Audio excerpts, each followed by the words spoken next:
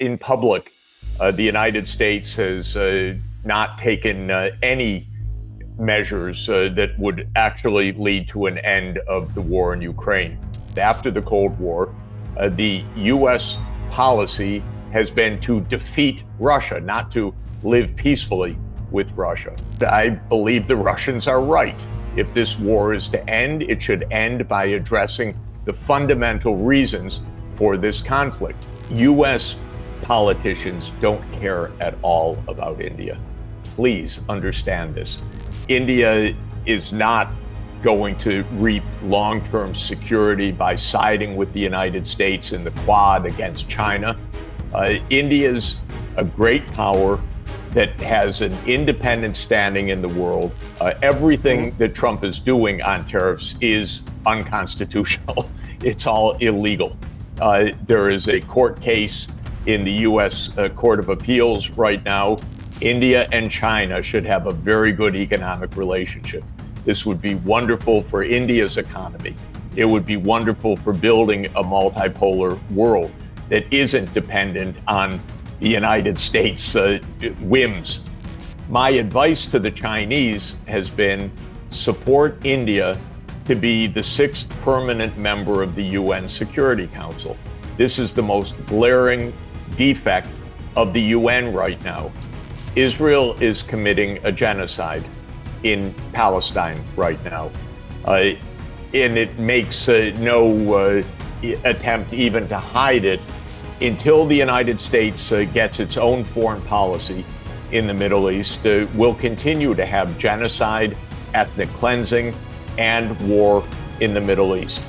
You must be a really frustrated man at the end of the day every once in a while to see your country in particular do exactly what you have been advising very vociferously against. Do you? Yeah, it's just strange. So if you were asked, would you support Donald Trump's candidature for the Nobel Peace Prize? Oh, God.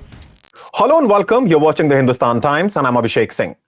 Now, if there is one pundit in the world who has truly seen it all, from the bursting of Japan's real estate bubble to the breakup of the Soviet Union, from wars in the Middle East to shaping policy alongside multiple governments and heads of state, and who can actually make sense of the chaos the world has spiraled into, it's Professor Jeffrey Sachs. With ongoing conflicts, Trump's tariffs, rattling global trade, and a geopolitical landscape constantly in flux, there is no one better equipped to cut through the noise and bring clarity to today's most pressing issues. Professor Sachs, thank you so much for taking the time and talking to us. I'm absolutely delighted. Thank you so much. Right. So let's just get started. And, as I was talking to you earlier, and I mentioned that, there are a bunch of things that we like to talk about. But to begin with, why don't we start with, Trump and Putin's meeting, which is set to take place in a couple of days from now. And they've met in the past. Last time they met was in 2018 in Helsinki when Trump endorsed Putin's claims that there was no interference in Russian elections. And then before that in 2017. This time around, the world, however, is looking a very different place. What do you think, apart from Russia and Ukraine war, is going to be on the agenda? I have to say the meeting came as a surprise to me because in public, the United States has not taken any measures that would actually lead to an end of the war in Ukraine. I put it on the U.S. side because I believe that this is a war fundamentally provoked by the United States over a 30-year period, actually. It's a war of NATO expansion. That is an effort that began in the 1990s, contrary to the promise that the United States had given to the Soviet Union and then to Russia that NATO would not move 1 inch eastward.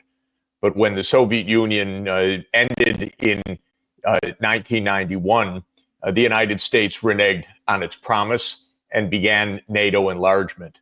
Actually, that dates back to 1994 when President Bill Clinton made that terrible decision.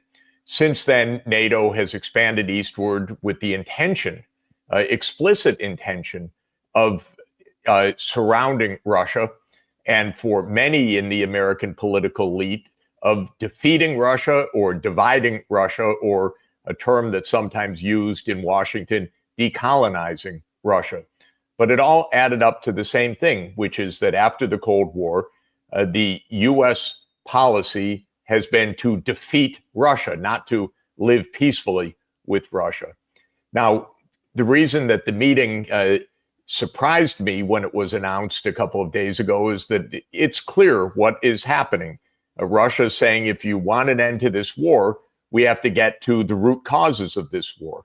That is essentially NATO enlargement, but many other things alongside that. The United States made a coup in Ukraine in 2014, which brought in this pro-NATO regime after overthrowing a president that wanted neutrality for Ukraine, which is the right policy for Ukraine.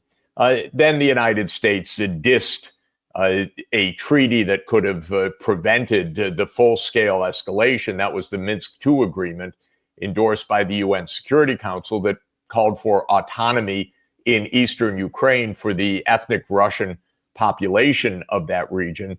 The United States told the Ukrainians, don't do it.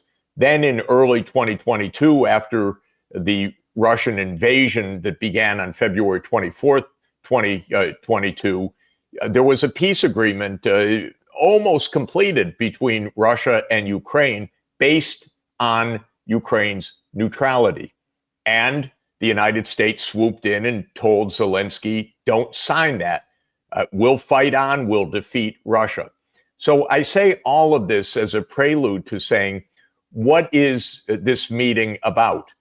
If President Trump says finally the truth, which is that NATO will not enlarge eastward, that the United States will stop its relentless attempt for regime change in Russia or to surround Russia, and that there will be, therefore, a neutral and secure Ukraine, then there can be peace. But President Trump has not had the guts to say that. I don't know what he believes in any event personally, but he's surrounded by the U.S. military-industrial complex, which absolutely doesn't believe it. So I'm interested, of course, what will this meeting bring?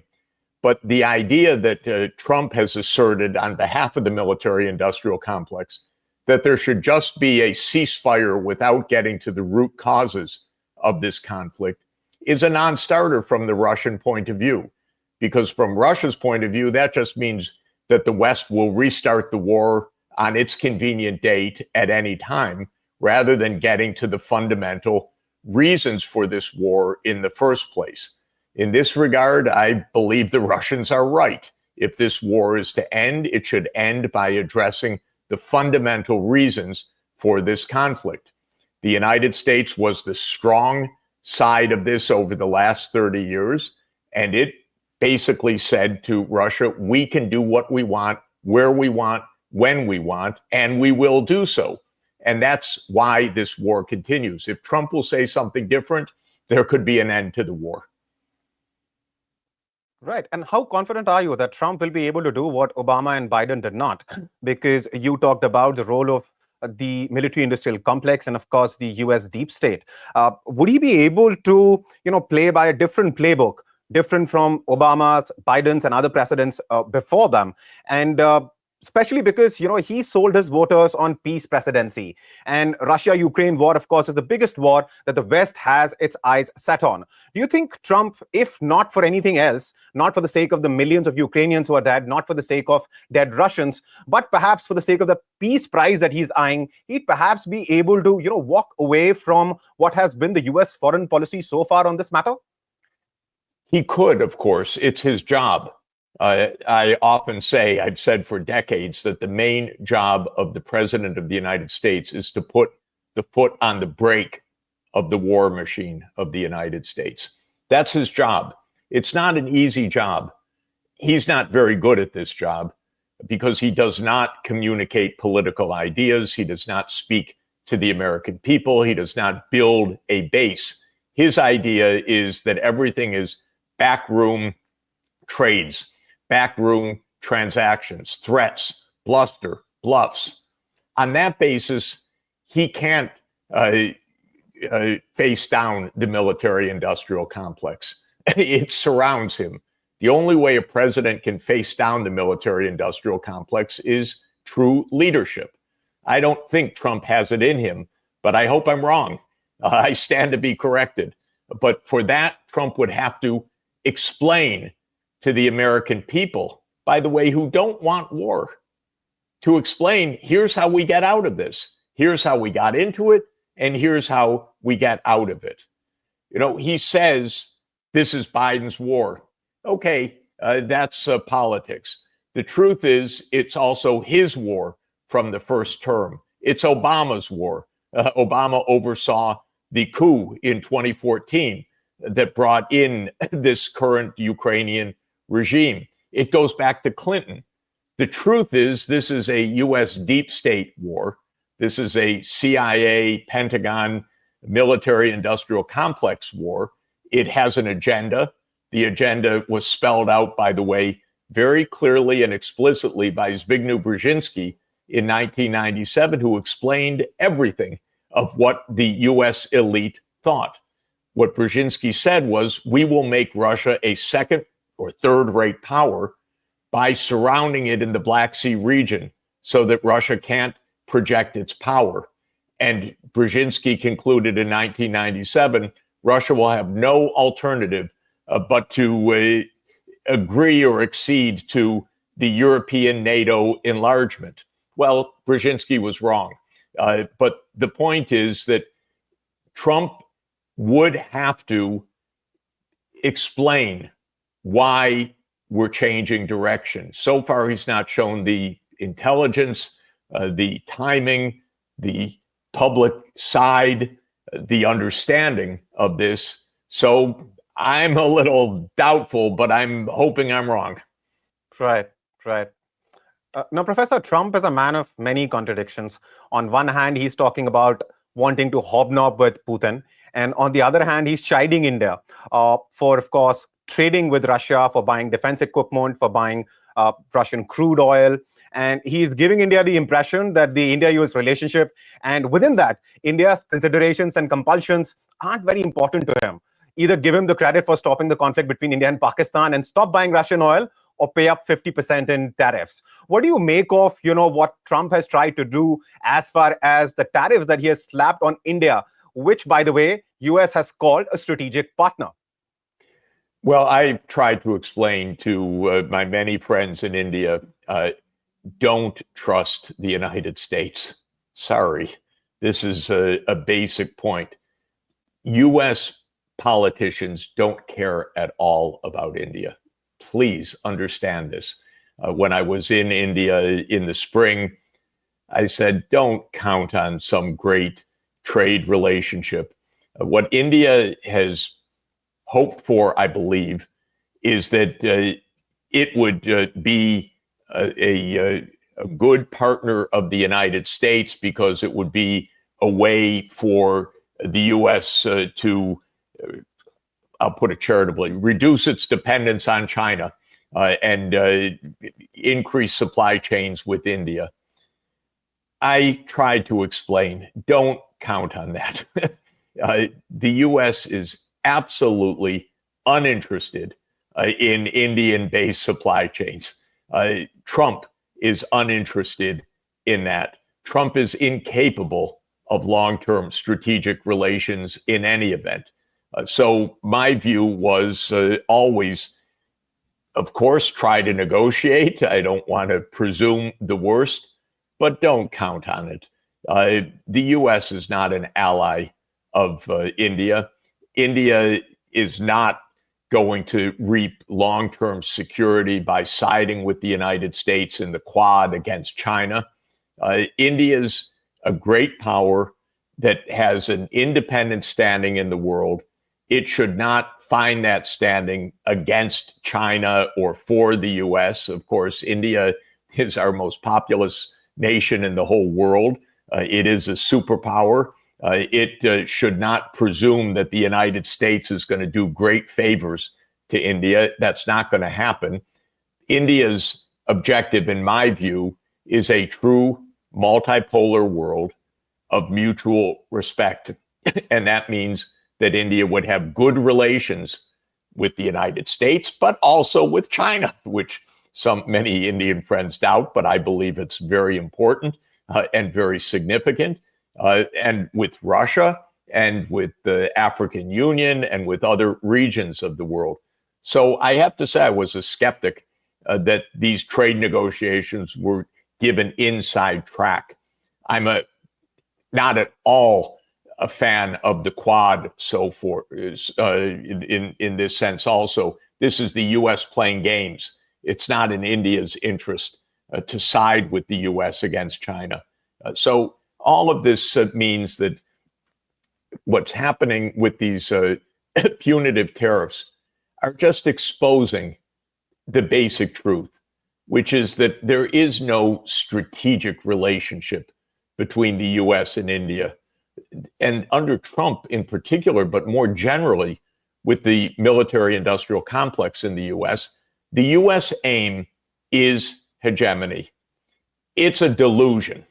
The U.S. is not a hegemon of the world. The U.S. cannot dictate to the rest of the world. But spend a day in Washington, as I painfully do now and then, they're filled with delusions. And the delusion is not about a great partnership with India. The delusion is about U.S. primacy or hegemony or full spectrum dominance or whatever term you want to use, even though we're clearly in a multipolar world. So I tried to say this in India in the spring. I was viewed as anti-American or too cynical. No, I was just trying to be realistic about the state of mind and the approach in Washington. Now, in general, what I'm saying is true whether it was Biden or whether it was Trump 1 or whether it was Obama and so forth, but it's especially true with Trump. He has no allies. He has no strategic partners. He has nothing but improvisation and short-termism. Yes, because contrary to what you were advising while you were here in India in spring, many were thinking that India's relationship with the US under Trump will perhaps get better than it was under previous presidents. However, that said, Professor, how do you think India should deal with this matter? Because US as a hegemon, it might not be a hegemon, but fact of the matter is, it is, of course, the world's biggest economy. And it is in India's interest to ensure that the trade with the US continues to grow as big, perhaps, as it can. Currently, it's $100+ billion. And there were plans to take it to $500 billion levels. It's not going to happen, not in the foreseeable future. The United States is protectionist under Donald Trump. It is likely to remain that way. By the way, there's one footnote that we should all be aware. Everything that Trump is doing on tariffs is unconstitutional. It's all illegal. There is a court case in the U.S. Court of Appeals right now that says that these tariffs are illegal. The reason they're illegal is that under our Constitution, Article 1, Section 8, the right to levy duties belongs with the Congress, not with the President of the United States. We actually had a revolution against a king, against King George III in 1776 because of taxation without representation. Well, now we have taxation without representation. Once again, we have one person setting America's tax system. It's unbelievably unconstitutional. Whether the courts face up to our king or not, I don't know. But I should just add that as a footnote, because it's possible that one day a ruling comes down and all of this is thrown into a new chaos. Then it would go to the Supreme Court.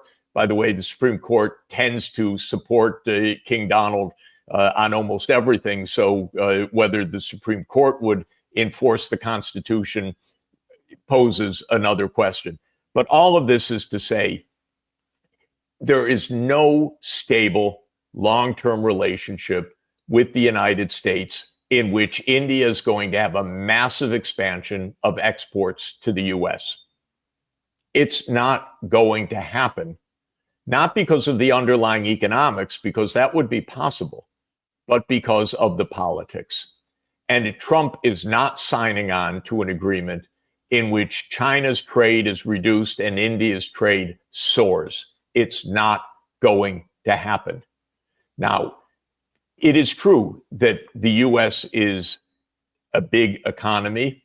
It's arguable, by the way, whether it's the biggest economy or not, because by many measures, China is a much larger economy. If measured at purchasing power prices, if you look at the industrial sector, if you look at international trade, China's already bigger.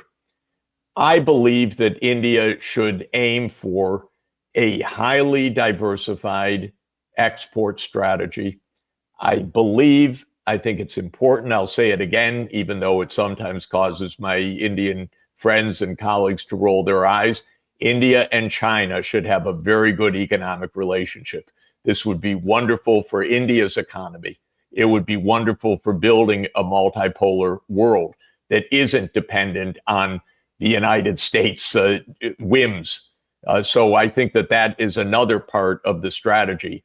I personally believe that India should join RCEP, the Regional Comprehensive Economic Partnership, which includes Japan, Korea, China, the ASEAN 10, Australia, New Zealand. Boy, if India would join that, phenomenal. You'd have South, Southeast, and East Asia booming all together. I happen to believe India will be the fast-growing large economy of the world for the coming 20 years, but the best way to do it is economic integration of Asia and, of course, India-Africa relations, India relations with West Asia, with the Gulf region, and so forth. Looking at the U.S., which is a slow-growing, protectionist economy, as the direction for India's growth is simply not accurate. Okay. And surprisingly, interesting you just said that, because the Indian Prime Minister will soon be visiting China. And I said surprisingly because many here in India were not expecting, given the clashes we had on the border between the two countries a few years ago. And the Indian Prime Minister has shown the diplomatic deftness to see if he can strike some sort of a pleasant chord with China, perhaps putting to use the fact that US, after years of keeping Pakistan at bay, is now again letting Pakistan ingratiate itself. Their Chief of Army, Asim Munir, will soon be visiting the US again and will be meeting Trump within days of his last meeting with him. So what do you make of this move, and how far do you think the relationship that you were talking about between India and China, how big can it grow, given there are definitely some trust issues between the two countries? Of course, but India and China together constitute almost 40% of the world population. They're the two great nations of the world, the largest countries by far in the world. Remember, the United States is less than a fourth of the population of these two countries. Both are growing very dynamically. Both have cutting-edge technology, world-leading scientists, space efforts, and advances in artificial intelligence and digital economy and so forth. The relationship of the two is extremely important, in my view, for building a true multipolar, and I'll use another word, multilateral world. Multilateral, I mean not just that power is distributed, but that there's actually an international rule of law, not the dictates of the President of the United States by executive decree, but actually international governance. If the two largest countries of the world got together on this, this would transform the world to a multilateral world. My advice to the Chinese has been support India to be the sixth permanent member of the UN Security Council. This is the most glaring defect of the UN right now. India is a superpower, the most populous country in the world.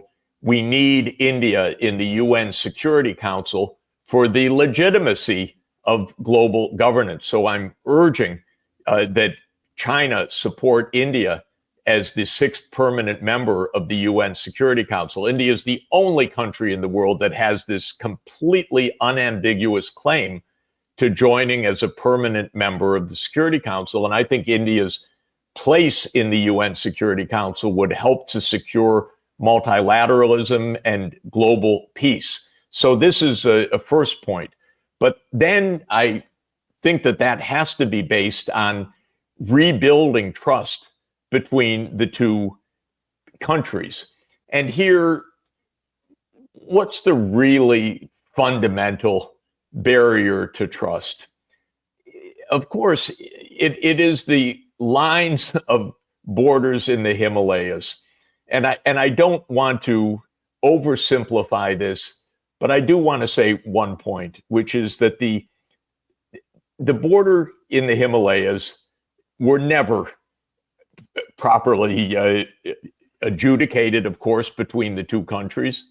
And the line that ostensibly was drawn as usual by some British mid-level officer around 1907, McMahon, who never visited the place, and he just drew lines on a map. And this has led to more than a century of conflict because when India gained independence, and Prime Minister Nehru first opined on this, at least as I understand, and I stand to be corrected, so I'm not an expert in this, but basically independent India took the McMahon line and said that's the line. But yes, I have a theorem about the world, which is that all problems in the world go back to Britain. This is my own view. Almost every problem you see, including the India-China problem, goes back to Britain. This is true in Crimea. It goes back to the British Crimean War. It's the Middle East. It goes back to the British mandate over Palestine and so forth. Britain made nonstop trouble, in my view, because it was the dominant empire of the world in the 19th century, and empires make trouble. In any event, all of this is to say, China and India should resolve this one issue because there's so much more at stake than this one issue. And for both countries, what's really at stake is a new world order in which they both have security, have sovereignty, and have a major say in the world, because we're past the 1945 settlement when India wasn't even a country then, when China was in civil war, and when the United States basically set the terms to an extent together with the Soviet Union at the time, which also, of course, doesn't exist anymore. But we need a new framework, and India and China are the two countries that can put that peacefully into place. And so I'm very encouraged by this upcoming meeting. It's extremely important, but it's pragmatically important as well. What is Donald Trump really doing right now with these tariffs? If you cut through everything and through all the rhetoric, the high tariffs are put on the BRICS countries, on Brazil. Russia is not only tariffs, it's just completely sanctioned. India, China, South Africa. Why? Because these are major countries, and the United States resents major countries. Whatever blandishment, whatever claim of strategic this and that, whatever quad, blah, blah, blah, blah, blah, the United States does not like big countries because they challenge America's delusional claim to hegemony. And that's why the big countries actually have a special role to play right now to help the United States down gently. Okay, you're very nice. We like you. It's okay. But you don't run the world. And that's why the BRICS really is important right now to hang together. All of them have been targeted by Trump, not coincidentally. This is the point, because they're big. Not because of anything that they do, but because they're big. The whole U.S. animus to China is not because China is a perfidious country. It's because China's economic growth by 2010 came to be seen in the American political elite as a threat to U.S. primacy. Similarly with Russia. Russia's just too big for the Anglo-Saxon eyes. This has been a campaign since 1840 of the UK, and the US joined that campaign from 1945 onward to diminish Russia because it's 17 million square kilometers. It's a vast, vast continental power. So the US doesn't like big countries, but the big countries today really are the pillars of a true world system for the 21st century.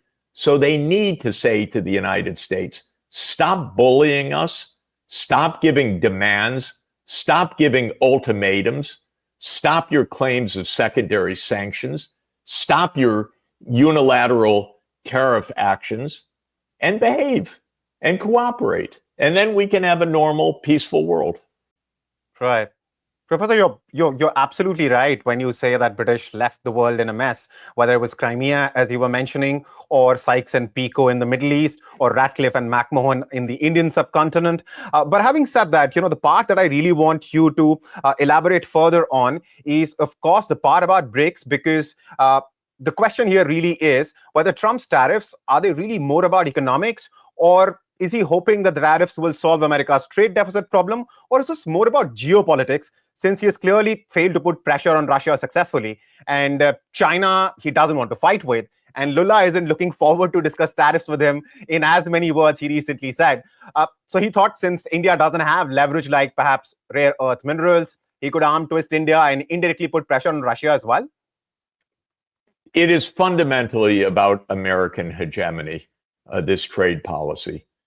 But protectionism cannot defend hegemony. So the whole thing is wrong. It can't work.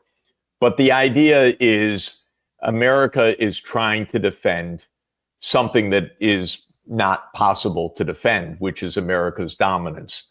The US was dominant for a brief period after World War II. Maybe the biggest dominance was 1945 to 1948, when the US also had the atomic monopoly. It also was the only major economy in the world that had not been destroyed by war. In fact, quite the contrary, it had been built, the industrial base had been built by war. Then came the bipolar period, the Cold War. The Soviet Union was a formidable military counterpart, but it was not an economic, technological rival in most sectors of the economy, especially after the semiconductor and the digital age began.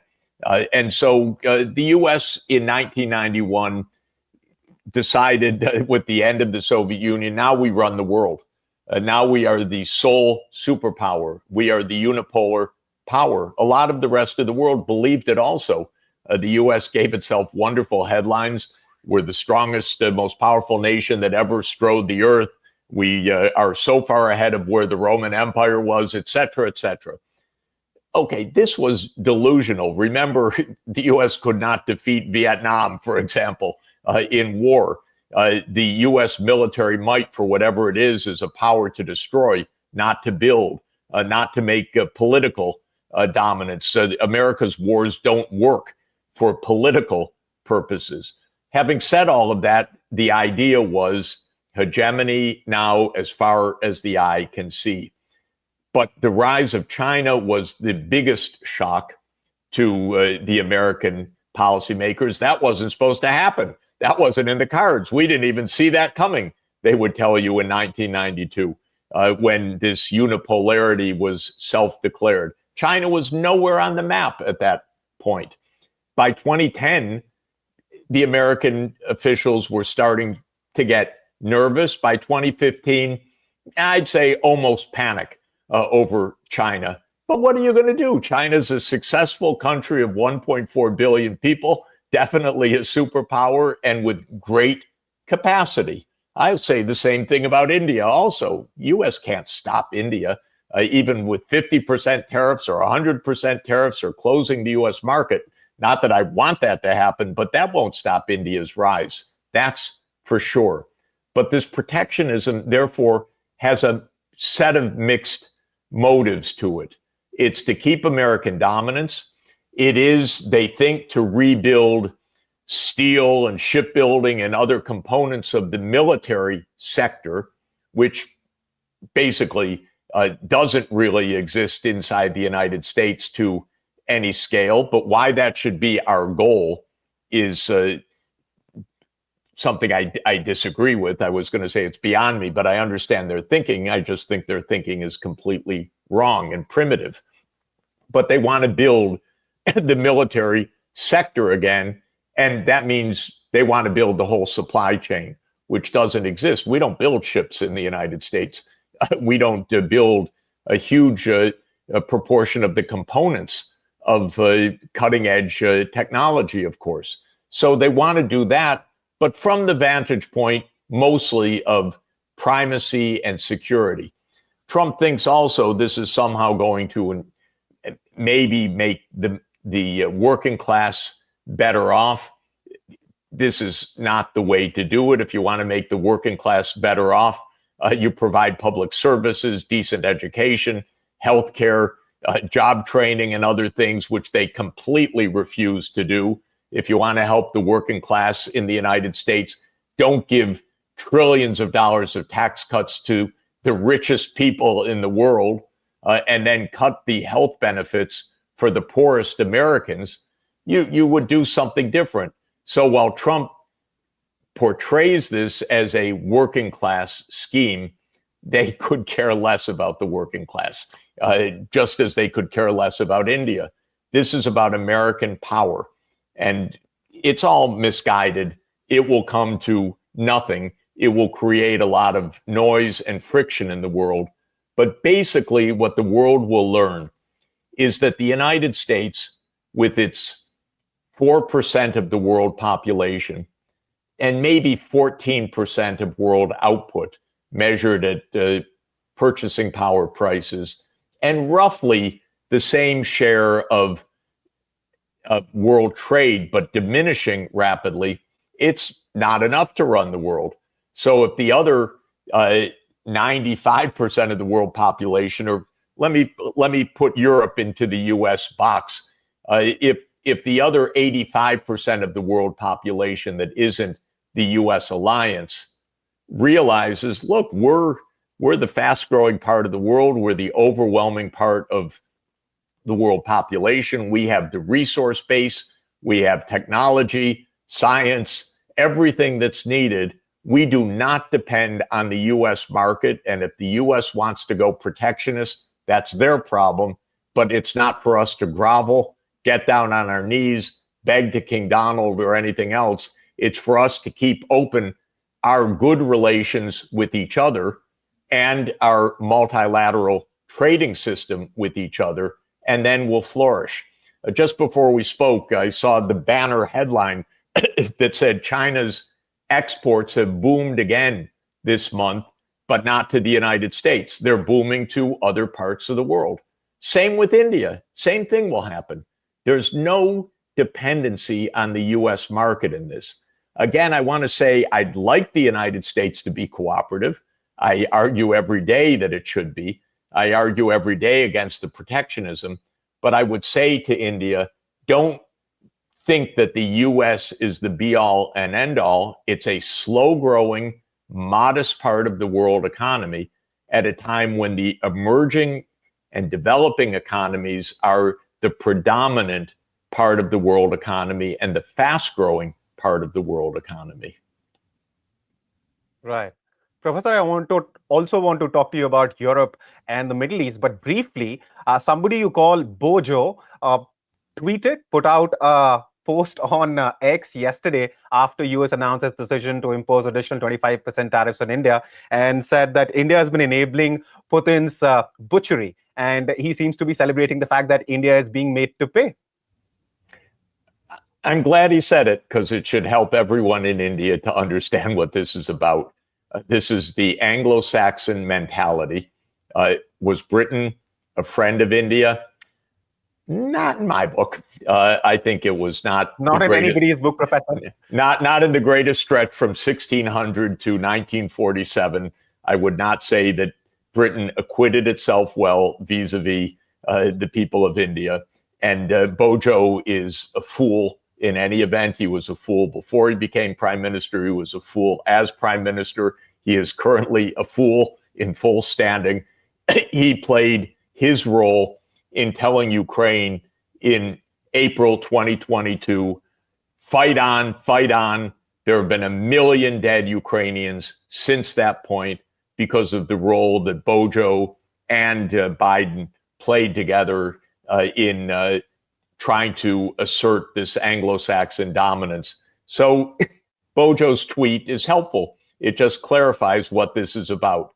This is Britain, by the way, phenomenally interesting place. It lost its empire roughly 80 years ago, but it still has an imperial mentality, which shows how slowly this delusional mentality actually disappears over time. Anyway, I do wish he'd shut up, frankly, because everything he says is idiotic. But at least this will help India to see clearly what's at stake.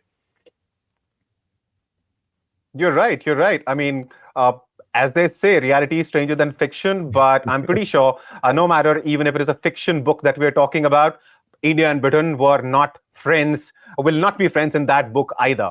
But having said that, I quickly want to move to Europe before we wrap this up and talk to you about the fact that Trump has not spared Europe either.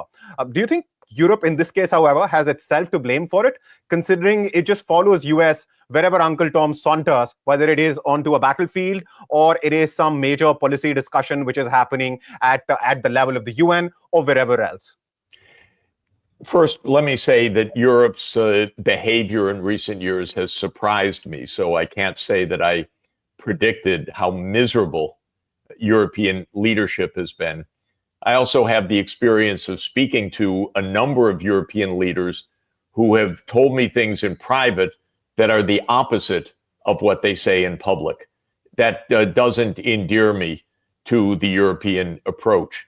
European leaders have expressed in private how they know that the US destabilized many things, but they don't say it in public. So the question is, why is Europe in this rather pathetic state? And I can't give you a definitive answer because I don't fully understand it. There are a number of hypotheses. First, the US has actively cultivated and manipulated the European political environment for decades. We know the CIA was involved in many elections in Europe to keep the so-called left out of power. We know that the US has carefully cultivated young politicians and helped to support them to rise in power. So the US has played its active role in management of the European scene. The Russophobia that is underway in Europe is another factor. Again, whether it's a primary or secondary factor, I'm not absolutely sure. But they all think Russia's about to invade Europe. It's the most absurd conceivable idea.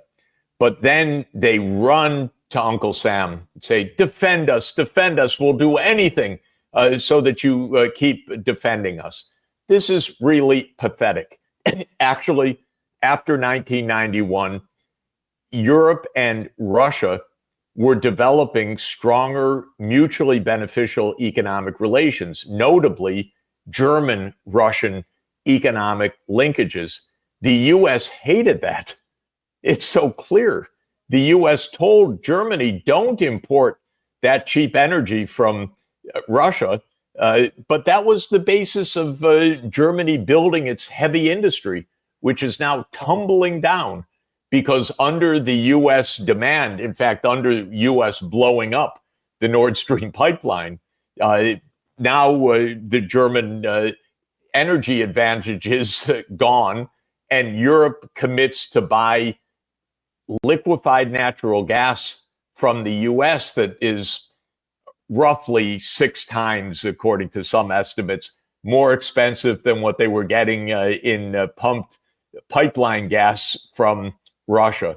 So this is a second factor in this. A third factor is Europe is still today, to a shocking extent, 27 independent countries, and they don't have a coherent foreign policy, a coherent governance. Maybe that's why they feel so dependent in security terms.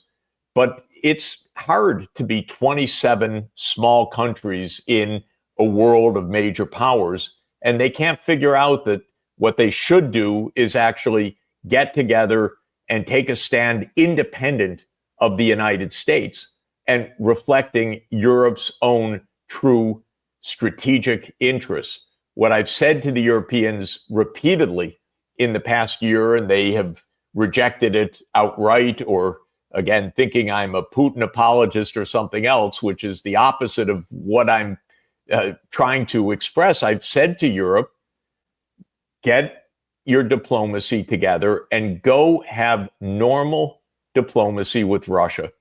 Discuss, negotiate. Don't depend on the United States for this, which has completely different interests. And so far, Europe hasn't figured that out. Right. Professor, moving quickly from Europe to the Middle East, you have long accused Israel and Netanyahu in particular of running the US foreign policy on Middle East. And if Netanyahu could, he would ensure that US picks up a fight with Iran, is something that you've said in the past as well.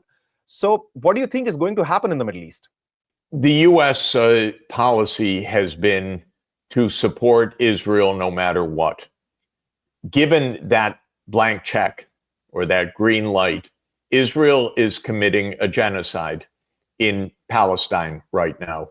And it makes no attempt even to hide it in their internal communications. Externally, they deny it, but internally, you watch Israeli television or TikTok or statements by Israeli politicians, they are flat out saying, we will control Gaza. These people should go elsewhere. We're going to destroy the life support systems. They're starving 2 million people right now before our eyes. And the United States is saying, okay, that's fine. It's unbelievable. Now, because that generates protests in the Arab world and military resistance against Israel's behavior, Israel has said for 30 years under Netanyahu to the U.S., we want you to fight wars on our behalf.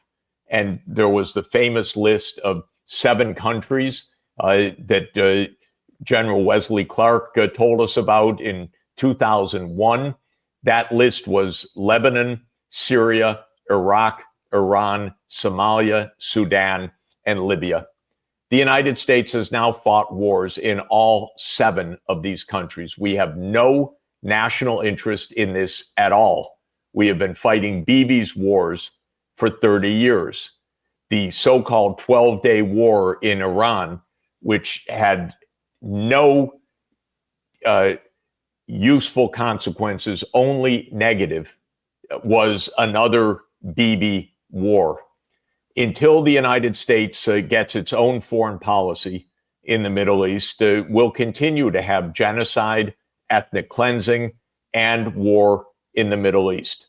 And so every day I say the United States has interests in the Middle East, which start with peace, which start with the normal relations with the Arab world, hundreds of millions of people, which I'm absolutely would be more than satisfied with security for Israel alongside security for Palestine, not genocide. And the two-state solution, which more than 180 countries in the world support, and essentially only Israel and the United States oppose, is the right way to go. So we're trapped right now. We're not trapped. We have succumbed to this absolutely weird takeover of American foreign policy by Israeli positions. It, of course, begs the question, why? And there are many hypotheses about this. One is campaign contributions, no doubt.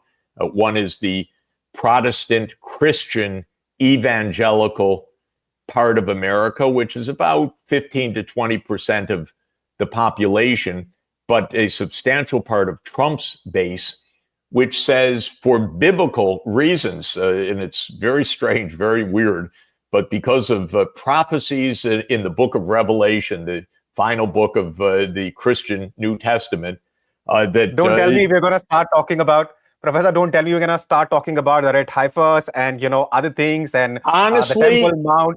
Honestly, the Speaker of the U.S. House of Representatives, Mike Johnson, who was in Israel just this week, said, we support this because of the Bible. Okay, pretty weird, but it's not to be misunderstood. It's real. It's not the majority of the American public, by the way, which now 2-1 is on the Palestinian side, and understandably, in my view. But it is among this particular group, which has a substantial part of Trump's voter base.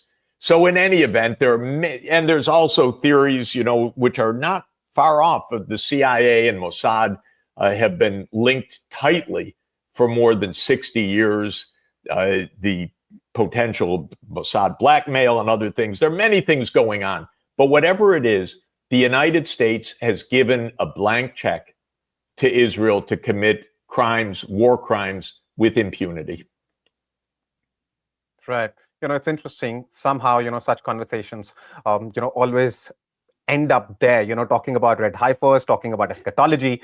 But, refraining from that, since we're running out of time, I'll quickly ask you two personal questions, Professor Sachs. Professor Sachs, I say this with due respect, but you must be a really frustrated man at the end of the day every once in a while to see your country in particular do exactly what you have been advising very vociferously against. Do you? Yeah, it's just strange. Of course, I see what the United States is doing is accelerating its own decline. It's acting in an irrational, dangerous manner that threatens the world, but also threatens U.S. well-being and security. The United States is the safest country from a national security point of view of any country in history. Two big oceans protect us from the rest of the world, not to mention the military, the nuclear arsenal. And yet we are diminishing our national security every single day by stirring up trouble all over the world. This is crazy. Right. And my last question to you, Professor. Donald Trump has claimed to have ended or settled about one war per month, including conflicts between India and Pakistan, Congo and Rwanda, Thailand and Cambodia, Israel and Iran, Serbia and Kosovo, Egypt and Ethiopia. So if you were asked, would you support Donald Trump's candidature for the Nobel Peace Prize? Oh, God. Let me give you a serious answer. No one gets a prize for anything being complicit in genocide. The United States is complicit in an ongoing genocide in Palestine right now. That's an extraordinarily serious matter. 2 million people are being starved to death. This is a disgrace, and this is something that Donald Trump needs to face immediately. On that note, Professor Sachs, thank you so much for taking the time, being so candid. And of course, we talked about 45 minutes. It's well past that. So thank you once again for taking the time and talking to us. Of course, great to be with you. I appreciate it.